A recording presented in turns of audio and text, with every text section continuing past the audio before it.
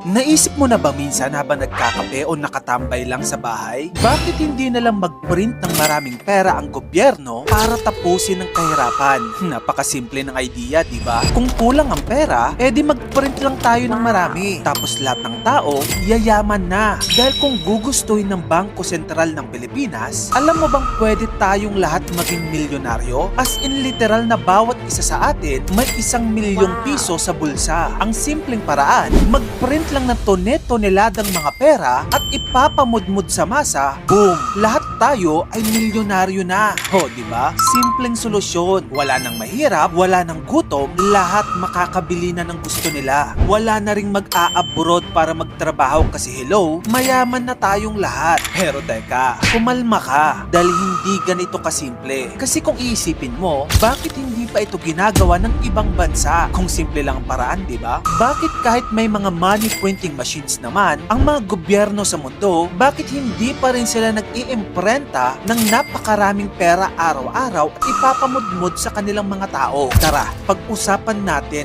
kung bakit hindi ganun kasimple ang solusyon sa problema ng kahirapan.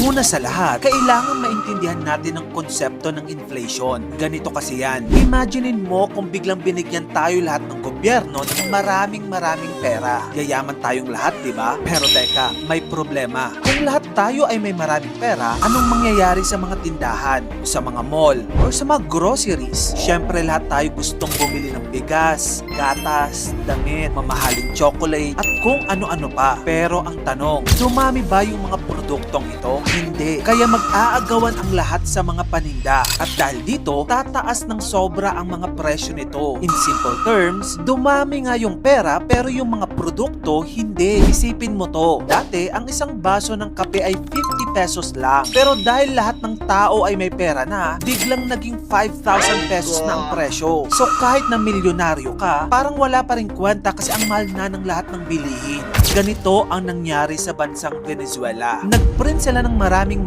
pera pero hindi naman dumami ang kanilang produkto. Ang ending, ang isang peraso ng tinapay ay naging milyon ang presyo. Sa sobrang walang halaga ng pera nila, ginamit na lang ito ng mga tao doon bilang dekorasyon. Parang paper craft, himbis na ipambili ng pagkain. Kaya hindi pwedeng basta-basta magprint ng pera. Kasi kung lahat milyonaryo, baka wala na tayong mabili.